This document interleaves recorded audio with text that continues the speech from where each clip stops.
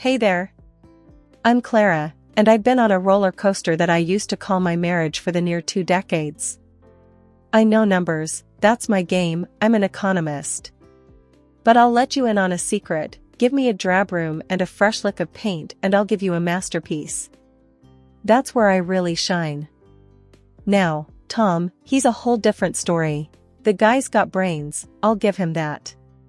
Financial analyst, and a damn good one. We met back in college, both of us bright-eyed with textbooks in hand. Dreamt of the big family, the white picket fence, the whole shebang. Turns out, life had other plans. Docs gave us the hard truth, with me, babies just weren't going to happen. Crushed us for a while, yeah, but we bounced back, sorta. We decided, if not a house filled with kids' laughter, we'd fill it with something else, style, charm, call it what you will. We found this house, and signed up for a multi-year mortgage. A beast of a place, years upon years on its bones, creaking like an old ship.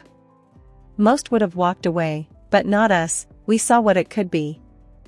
I remember walking through the door the first time, the smell of dust and forgotten times in the air. Tom was right alongside me, and he was talking big plans, like he did. You see this, Clara? This place is ours.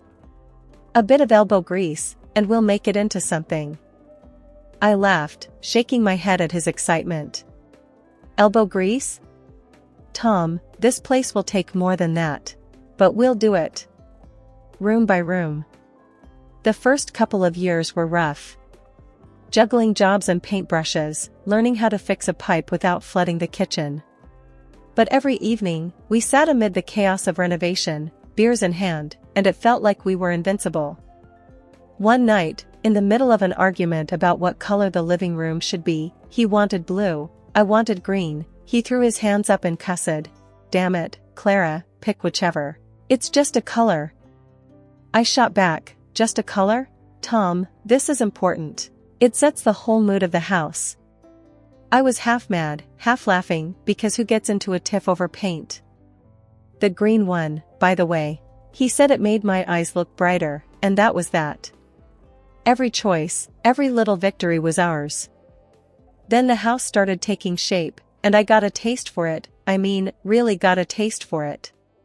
The neighbors, friends, they couldn't stop yapping about how I turned the old wreck into something out of a magazine.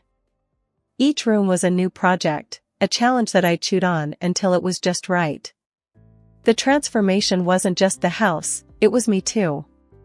Here I was, sleeves rolled up, covered in paint splatters, fiercer than I ever felt pushing papers at my old economics gig. Holy mackerel, Clara, did you redo the bathroom again? Tom asked one evening, eyebrows raised higher than the new shower head. Yep, didn't like the first tiles we picked. These are better, see? I slapped the wall, proud as hell. He leaned in, squinting at the tiles. Looks the same to me, but if it makes you happy, then I'm all for it. Typical Tom, always played it cool, but I knew he was impressed. When the Lewis family from next door came over for dinner, Mrs. Lewis almost dropped her casserole walking into the dining room. I had to stifle a laugh. I'm sorry, Clara, but this is just... It's gorgeous. You did this? She was all wide-eyed, turning in circles, taking it all in. I shrugged, trying to act like it was no big deal, but inside I was buzzing. Yeah, I did. Got sick of the wallpaper and thought I'd try something new. New? This is a dang masterpiece. Mr. Lewis chimed in, his face all grins. That's it, I'm done with beige. Mrs. Lewis declared, like she was about to start a revolution. The compliments were one thing, but the kicker? When people started asking if I'd take a look at their places, offer some advice. Then one lady, bless her, asked what I'd charge for a full room makeover. That's when the light bulb went off. Tom, I'm going to do it. I'm going to make a go at this design thing full-time, I said that night, my head full of dreams and schemes. Tom looked up from his paper. Full-time, huh? You sure you're ready for that? I clenched my jaw but kept my cool. I've never been more sure of anything. Well, then you better get to it. No sense in waiting around. he said, and went back to his reading. Not exactly a parade in my honor, but Tom was never one for big displays. He didn't say much while I set up shop, turned the spare bedroom into my office. He'd pass by the door, give a little nod if he caught my eye. Transformed the tangled mess of our yard into a garden people stopped to admire. I'd see him out there, leaning on the fence talking with passers-by about the flowers and the shrubs like he knew what he was talking about. One afternoon he came back inside, shaking his head. Some guy out there just offered me $50 to talk to his wife about doing up their yard. Can you believe that? I grinned, leaning back in my chair. We're a hot commodity, what can I say? With every chair I reupholstered and every light fixture I swapped out, my confidence surged. It was real work, getting your hands dirty, making things beautiful. And people paid for it, who would have thought? The hardest part was the learning curve, hanging drywall and not have it look like a dog's breakfast or figuring out plumbing without creating an indoor pool. But it was a good hard, you know? Satisfying. I finally felt like I was in the driver's seat of my own life, taking control and steering myself towards something that was mine and mine alone. Our house, with its fresh coat of me on every wall, every floorboard, it wasn't just a bunch of projects anymore. It was a signpost, pointing me to where I needed to go. Things were getting busier by the day, my phone was constantly buzzing with new clients, and my schedule was a jigsaw puzzle I was somehow supposed to piece together. Tom had been supportive of my work, but something had shifted lately. As my plate piled up, his seemed to empty, chores and all. "Mornin'," I greeted Tom, as I trudged into the kitchen, stepping over a pile of his work shirts. He grunted back, eyes glued to his laptop. At least he used to help with breakfast.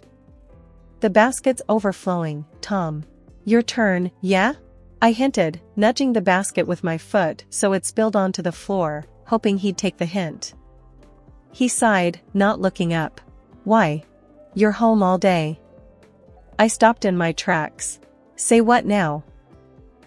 "Look, you're always here," Tom continued, a little more carefully now, like he sensed the storm brewing. "Makes sense for you to handle the house stuff."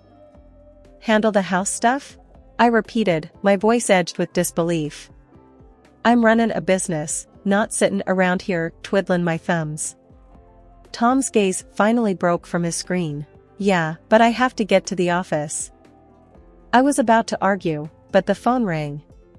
Saved by the bell, or cursed, given it was another job to add to the pile. As the days rolled on, the pattern held. Tom's leave-behinds, coffee cups in the living room, newspapers scattered on the dining table, and those darn socks everywhere. You'd think he was trying to mark his territory. "Come on, Tom, this isn't the you I know," I said one Saturday morning, dishes clanking as I loaded the dishwasher with last night's remnants. "You used to care about this stuff. We were like two ships in the night, and I ain't talking about the romantic kind." He was off first thing, back when I was hip-deep in swatches and samples, and by the time he rolled back in, I was dead to the world on the couch, tablet still in hand. "Listen, Tom, we can't go on like this," I said one evening, dishes done, with enough energy left over to tackle what was really bothering me. "We're supposed to be a team." He looked like a teenager caught out past curfew. "Look, Clara, I just don't see the problem." I laughed, but it wasn't the happy kind. "You don't see? Okay. How about we start with you acting like this place is a hotel and I'm the service?" He opened his mouth, then shut it, like the right words had taken a detour. "I'm not asking for much. Just do your share. Act like you live here. Because, spoiler alert, you do." Tom ran a hand through his hair, looking like he wished he could disappear into the couch cushions. "Fine, I'll pick up the slack." "And?" I pressed. "And I'll start by sorting the laundry." "Now we're talking." I nodded, my arms crossed, but my lips trying not to smile, because it was either that or scream. It was a small victory, but I take M where I can get M. It was a reminder that for all the work, all the late nights and color palettes and textures and fittings, If your foundation is shaky, the whole house feels it. And I wasn't just talking about the renovations. I started noticing Tom was glued to his phone more these days. Eyes almost stuck to the screen. And then there was that haircut, the kind young folks are wearing, shaved on the sides and longer on top. When I asked him about it, he just shrugged it off, saying something about wanting a change. To me, it screamed midlife crisis loud and clear. It was finally the day we'd been plowing towards for what felt like forever. The mortgage was paid off. That was supposed to be our light at the end of the tunnel, our big reason to celebrate. So, on my way back from work, I dropped by the liquor store and picked up a bottle of the good stuff, the type that would make your wallet weep. I also got fancy cheeses, the sort with names too difficult to pronounce, and those artisan crackers that Tom liked. I was all set to surprise him. Walking into the house, everything was too quiet. Usually, Tom would be home by now, dinner on the go or some music playing. Not today. The place was dead silent. I called out for him, my voice disappearing into the silence. "Tom, you here?" "Nothing." I wasn't too worried at first. He could have stepped out for something, I thought. Maybe he went to get flowers, to add to the celebration, I hoped. I made my way to the living room and started getting the place ready for when he'd return. It was going to be a good night. We'd earned it. The expensive red would breathe a little, I'd get the snacks looking nice on plates, and we'd cheers to no more damn bank payments. But then I saw them, papers neatly stacked on the coffee table. Not thinking much of it, I reached over and that's when my heart took the first hit. Divorce papers with Tom's name already scribbled at the bottom in his unmistakable handwriting. For a good few minutes, all I could do was stand there. It felt like one of those prank shows where the joke's gone too far. But this was no joke. The realization sank its claws into me, and I could feel my hands shaking, my face hot. Damn it, Tom, what the hell is this? But I was talking to an empty house. I chucked the bottle of wine onto the couch, who cares if it stains, and sat down hard at the coffee table. This wasn't something you slip into conversation, this was a bang, it's over, out of nowhere slap in the face. I tried calling him. It just rang and rang before his voicemail casually invited me to leave a message.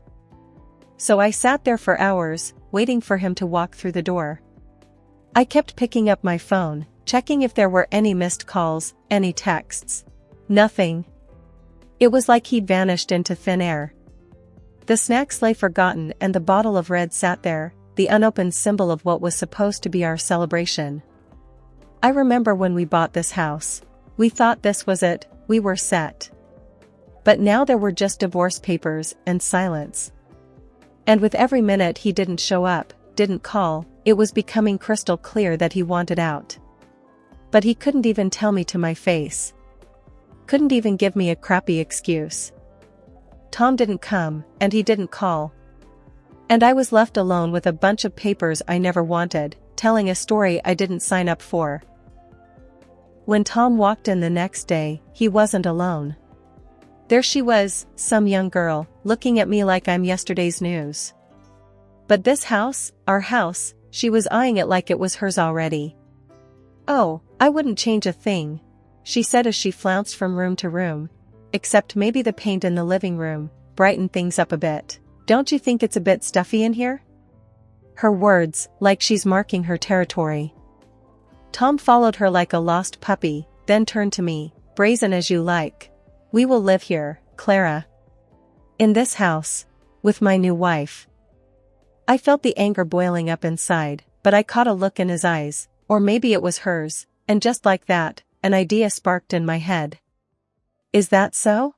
I finally said, schooled my features into something calm, too calm. She pranced back in, still taking it all in, claiming it with her greedy little eyes. "Yes," she purred, "it'll do just fine." And then she looks at me like I'm some sort of bug under her shoe. But I'm not. I am the bug that knows where the dirt's hidden, knows exactly what to do when the time's right. I watched them, like a hawk eyeing its prey. Tom, he's talking numbers and moving dates, but I ain't listening. I'm plotting, thinking of every little way I could turn this back on them. Finally, I just smiled at them both. It wasn't a happy smile, but that's not what this was about. This was about wait and see, about holding your cards close to your chest. So I nodded. All right then. Tom paused, probably expected me to yell or throw something. But no, I'm playing this smarter. All right, he echoed, confused, searching my face for the catch. Yeah, all right. You two lovebirds deserve each other. The girl beamed, clueless, thinking she's got it made. And Tom, he had this look, like maybe he's dodged a bullet. But really, he's just fired the starting gun. I turned away to hide the grin spreading across my face. They think they've won, got it all figured out. But little do they know, I've got plans of my own. The game's just begun, and I'm about to make my move. I sat across from Tom at the kitchen table, a bunch of papers spread out between us. Let's make this quick, I said, tapping my fingers on the tabletop. I want my $200,000, what I put into the mortgage. I'm taking my stuff, and that's that. He was half listening, his eyes drifting to where his girlfriend was hanging around like an eager puppy waiting for a treat. Yeah, sounds fair, he mumbled, not taking his gaze off her. A smile, cruel and all mine, lifted the corners of my mouth. And by my stuff, I mean everything I bought. All of it. Sure, whatever. He was nodding along, not really caring or not realizing. Probably both. Tom's attention was all for the young thing, who was now stroking the back of the leather couch, one that I bought on a whim 3 years back because it looked classy and comfortable. We went down the inventory I'd prepared, point by point, and not once did he argue. Not when I claimed the flat-screen TV, not when I tallied up the kitchen gadgets, the high-end mixer, the chef's knives, the espresso machine that took me ages to pick out. With a distracted wave of his hand, he signed where I pointed on each paper. Signed our years away with less thought than he gave his fantasy football league. It took everything I had not to slam my fist on the table to get him to actually look at what he was giving up. But why bother? I was getting what I came for. And so, it was done. We signed our names, cleared the path for new beginnings, or in his case, a shiny new mistake. While Tom wandered out of the room, probably to chase his giggling girlfriend, I stayed put, relishing the weightlessness of ending it all. I heard her before I saw her, her voice like tinkling glass, all fake and pretty. She came into the kitchen, one-eyed turned from a 70s nightmare into a modern foodie paradise, and she ran her fingers along the granite countertops. He never cooked a thing in his life, I thought, and she probably can't boil water. You're old, but you have good taste, she said to me, a backhanded compliment wrapped in a sweet tone that didn't reach her eyes. I looked her up and down, my gaze pointed. Honey, good taste doesn't have an expiration date. But let's see how long your novelty lasts around here. And with that, I grabbed the box filled with photo albums, my favorite coffee mug, and a collection of fridge magnets from every state I'd visited and walked out without a backward glance. I didn't need to look back to know she was still standing there, probably puzzled by my refusal to fight. Good taste indeed. Let her find out, like I did, that marble and leather mean nothing without someone real to share it with. I had my memories, my dignity, and soon enough, a bank account that would turn that house into a distant memory. Moving day had all the drama of a bad TV show. Tom just stood there, mouth hanging open, as the movers made trip after trip out the door. Couch, gone. The fancy heaters I'd haggled for, gone. And yeah, when I said everything, I meant the kitchen sink too. That was a masterpiece of stainless steel, and it was mine when I walked in. It was mine walking out. His girl, what's her face, she lost it. Standing there in designer heels on the hardwood floor I picked out. This wasn't the deal, she hollered like she was calling the shots now. I leaned against the doorframe, every piece of paper with Tom's signature a shield. Deal was I take what's mine. That's it. Tom finally found his voice, a little wobbly but there. Clara, let's talk about this. There's gotta be. I cut him off with a wave of my hand. talk? You signed, Tom. As clear as day. Everything I bought, I take. He ran a hand through his hair, the way he did when he realized he was in over his head. But the sink, Clara? Come on. I didn't budge. You should have read the list. Not my problem, you were too busy with her. I nodded towards his plaything, who was now scowling like a kid who'd been told Christmas was cancelled. But where are we gonna wash dishes now? She piped up, hands on her hips like she was in some sort of showdown. I couldn't help it, I laughed. Guess you'll figure it out, won't you? Tom paced now, a caged animal sort of look about him. Clara, we can't just. We need some of this stuff. How about the heaters? It's winter. I glanced at the wall where the heater used to be. Close work. Or hey, maybe you two can snuggle up for warmth. Clara. His voice cracked. Typical. Always loud when he was losing. We had an agreement, Tom. You agreed to 200 grand and for me to take my things. Well, I'm taking my things. That's fairness. That's getting what I'm owed. He went quiet, that defeated slump setting into his shoulders. His girl, she still didn't get it, feet stuck to the ground, her face twisted. This is total crap. I shrugged on my coat, the one I used to leave hanging on the hook, by the door. Your problems aren't my problems anymore, sweetie. I put on my sunglasses, grabbed my purse, and stepped out into the cold. The movers had the last few boxes ready to go, and I gave them the nod. Time to move on. Behind me, the door to the house stood open, letting out all the warmth. A pretty good metaphor, maybe, but I wasn't in the mood for poetry. I was in the mood for starting fresh. As I pulled away, I left them standing in an empty house that was once full of everything but love. Love they'd have to find on their own, without the comforts I'd brought into their lives. A month had flown by since the split, my new life slowly taking shape, when my phone buzzed with a number I knew too well. My ex, sounding all choked and lost, was on the line. I can't do this anymore, he groaned. I'm cooking, cleaning, it's all me, all day long. He told me how his young wife did squat, just flicked her thumbs on her phone screen or waltzed out with her pals. He was learning the hard way, juggling pots and pans, scrubbing toilets, and handling laundry. Please, can we try again? I made a mistake, he was practically begging, that note in his voice, like he'd never known a day's work in his life. I held the phone, a smile cracking across my face. You've got some nerve, I chuckled into the receiver. But you made your bed, now lie in it. Hanging up felt like dropping the heaviest bag I'd been carrying without knowing. Released from that old deadweight, I threw myself into my latest project, my very own house. Yeah, you heard that right, my house, not ours, not his, but my very own. As I stood in the entranceway, my new place was bustling with voices and footsteps. A blank canvas waiting for me to splash it with life. Hey lady, where do you want this box? One of the movers called out, struggling under a carton labeled kitchen stuff. Over there, by the counter, I directed, pointing him to the spot. The advance guard of my new abode was just me and a crew who didn't care about the past, just where to lug the next heavy thing.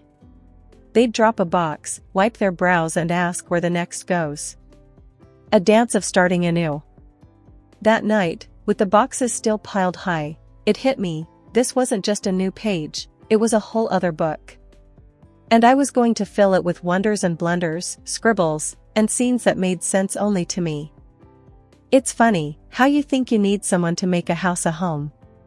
But all you really need is to surround yourself with things that make you, well, you. Starting over? Yeah, let's paint this town with my kind of life.